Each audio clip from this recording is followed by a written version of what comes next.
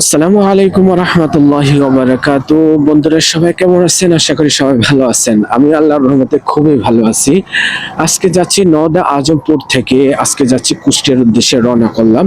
কারণ হলো কুষ্টিয়া যাচ্ছি একটা কাজে, একটা ব্যবসায়ী কাজে যাচ্ছি। কুষ্টিয়াতে একটি রেস্টুরেন্ট নেওয়ার কথা আজকে, তাই রেস্টুরেন্টের মালিকের সাথে সরাসরি কথা বলবো।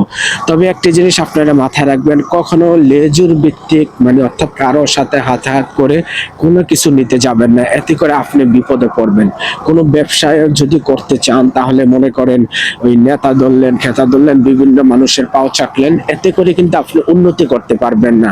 হয়তো দোকানটি পাবেন কিন্তু আপনি উন্নতি করতে পারবেন না। কারণ আমি যে জিনিসটি এই দীর্ঘদিনে অভিজ্ঞতা হয়েছে, কারণ দীর্ঘদিন ব্যবসার সাথে একটু জড়িত আছি, ব্যবসার ব্যাপারে ভাবছি, মানুষের সাথে চলাফেরা হয়েছে, আমি দেখেছি বিষয়টা খুব খেয়াল করে দেখেছি। সেটা হলো যে মানুষ মূলত কি, আমি একজনকে যে বলবো যে ভাই আপনার কথা ওই লোক শুনবে, আপনি একটু কষ্ট করে রেস্টুরেন্টে আমাকে নিয়ে দেন, ঠিক আছে? আমি জানি উনি একটা কথা বললেই কিন্তু উনি রাজি হয়ে যাবে, কিন্তু সে বলবে না। কারণ সে ঘুরিয়ে ফেসে তার স্বার্থ কোথায় আছে সে জিনিসটি চেষ্টা করবে। এই জন্য যারা স্বার্থের জন্য কাজ করে তাদের সাথে না চলাই ভালো। তো যাই হোক, আজকে চিন্তা করেছি যে লেজুর ভিত্তিক না করে কারোর সাথে মূলত মানে কারো কারো মাধ্যমে না নিয়ে সরাসরি কথা বলবো। এখন কথা হলো, অনেকে বলবেন ভাই সরাসরি বললে কি আপনি রেস্টুরেন্টটা কি পাবেন? মনে হয় তো না। কিন্তু যদি এতে করে যদি না হয় তাহলে আলহামদুলিল্লাহ, হইলো আলহামদুলিল্লাহ, না হইলো আলহামদুলিল্লাহ। কারণ কি জানেন? কারণ হলো আমি একজনের ওই যে বলে না, আমার বাবা একটা কথা বলতো, অনেকেই শুনেছেন এই কথাগুলো। তারপর আমার বাবা আমাকে বলতো যে নিজের বুদ্ধিতে ফকির হওয়া ভালো, অন্যের বুদ্ধিতে বড় লোক হওয়ার চেয়ে। কেন? যদি আরেকজনের বুদ্ধিতে বড় লোক হন, এতে করে বদনাম হবে, অনেক সময় খোটা দিবে যে জানো বড় হয়েছে কি করে, ও আমার কথা শুনে, আমার বুদ্ধি শুনে। কিন্তু মূলত এভাবে করে এক সময় আপনার মানে মূলত এটা সমস্যা হবে। তো এই জন্য নিজের বুদ্ধিতে ফকির হওয়া ভালো, অন্যের বুদ্ধির চেয়ে, অন্যের বুদ্ধি দিয়ে বড় লোক হওয়ার চেয়ে। তো এই বিষয়টা আমার বাবা প্রায় সময় বলতো।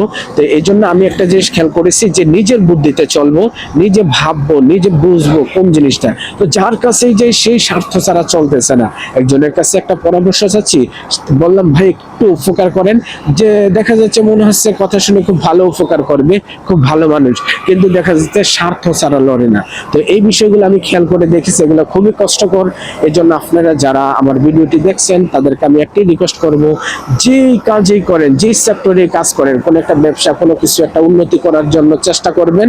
অনেক বাধা আসবে, আপনি তো জানেনই। মানুষ কেউ কাউকে উপকার করতে চায় না, আর উপকার করলেও স্বার্থ খোঁজে। এই জন্য স্বার্থবিহীন যারা উপকার করতে চায়, যারা পরামর্শ দেয়, তাদের পরামর্শ শুনবেন। হ্যাঁ, আপনি একটি কাজ করলে অনেকের পরামর্শ শুনতে পারেন। তো এতে করে কি হবে, পরামর্শ শুনলে যে আপনার পরামর্শ তারটাই গ্রহণ করতে হবে বিষয়টি এমন না। পরামর্শ শুনবেন, কিন্তু পরামর্শ শোনার পরে যে আপনি চিন্তা করবেন আপনার বিবেক দিয়ে কোনটা আমার জন্য সঠিক হবে।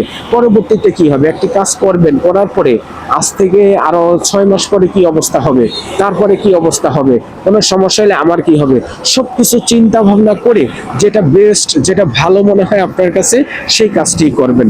তো সেই জন্য কথা আছে, ভাবিয়া করিয়া কাজ, করিয়া ভাবিও না।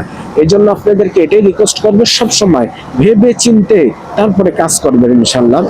তো অনেকে বলবেন উপদেশ দিচ্ছি কেন? ভাই উপদেশ না, শুধু আপনাদের সাথে এই জিনিসটা শেয়ার করার উদ্দেশ্য হলো যে আমি যেহেতু অনেক কিছুতে বাধা বাধা হইতেছি, যে একটা ব্যবসা করার জন্য আমি একটা রেস্টুরেন্ট দেওয়ার জন্য চেষ্টা করলাম। শুরুতে মূলত দেখেন, শুরুতে একটা আমি অলরেডি একটা ফাস্টফুড আইটেমের দোকান নিয়েছি। দোকান নেওয়ার পরে যে বিষয়টি আমি লক্ষ্য করেছি যে দেখা যায় চারদিকে মানে চামচার অভাব নাই, ঠিক আছে? দেখা যায় মালিক দেখলাম টাকা নেওয়ার আগে খুব সুন্দর কথা, খুব মিষ্টি কথা, যে ভাই আপনাকে যত ধরনের হেল্প আছে সব হেল্প করব। কিন্তু দেখা যাচ্ছে ভাই পরবর্তীতে যে টাকা নেওয়ার পরে মালিকের মানে কি বলবো, আর ওই মালিকের সাথে কথাই বলা যাচ্ছে না, কিছু বললেই রাগ হয়ে যাচ্ছে। তার মানে টাকা নেওয়ার আগে তোমার মাথা ঠিক থাকে, টাকা নেওয়ার পরে তোমার মাথা ঠিক থাকে না। তো এই বিষয়গুলো মূলত আমাকে খুব ভাবায়। কারণ আমরা যেমন সহজে সহজে খুব মানুষকে বিশ্বাস করে ফেলি, কিন্তু মানুষ খুব সহজে আবার আঘাত দিয়ে ফেলে। তো এই জন্য জন্য একটু ভেবে চিন্তে তারপরে কাজগুলো করবেন। তো যাই হোক, আজকে অনেক কথা বলতেছি, তো কুষ্টিয়ার উদ্দেশ্যে রওনা দিলাম। আজকে কুষ্টিয়ার লাহিনী বটতলা, ওখানে একটি রেস্টুরেন্ট আছে, ওই রেস্টুরেন্টের মালিকের সাথে আরো লেজুর ভিত্তিক না করে সরাসরি কথা বলবো, সেই উদ্দেশ্যে রওনা দিলাম। জানি না সেই রেস্টুরেন্টটি হবে কি হবে না, রিজিকের মালিক আল্লাহ তাআলা। আমার কথা হলো এটা হতেও পারে, নাও হতে পারে। এটা যদি না হয় তাও আলহামদুলিল্লাহ, হলো আলহামদুলিল্লাহ। কেন?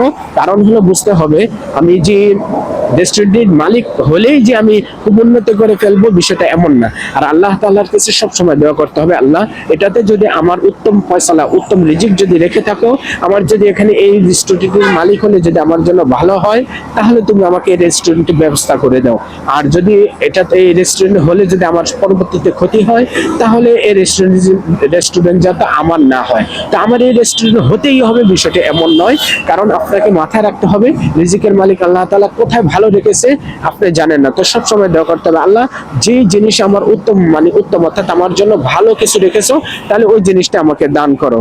যে জিনিসগুলো দান করার পরে আমি তোমাকে ভুলে গিয়েছি, আমি কেমন যেন হয়ে গেছি, মানুষের মতন আমার ব্যবহার নাই, যদি এমন হয় তাহলে ওই জিনিস আমাকে দেওয়ার প্রয়োজন নাই। তো এই জন্য আল্লাহ তাআলাই জানে মানুষের ভালো কোনটা, মন্দ কোনটা।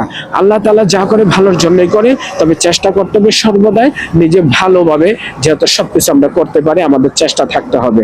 আপনি যদি চেষ্টা না করেন, আল্লাহ তাআলা আসমান থেকে এসে খাবারের ব্যবস্থা করে দিবে না। রিজিকের জন্য ব্যবস্থা, মানে চেষ্টা করতে হবে, আপনাকে দৌড়াতে হবে, আপনাকে চেষ্টা করতে হবে। বাকিটা আল্লাহ তাআলা অবশ্যই, আল্লাহর উপর তাওয়াক্কুল করবেন, ওয়া মান ইয়াতাওয়াক্কাল আলাল্লাহি ফাহুয়া হাসবুহ। আল্লাহর উপর তাওয়াক্কুল করে আল্লাহ তাআলাই যথেষ্ট হবে। তো যাই হোক, আজকে সরাসরি মালিকের সাথে কথা বলবো।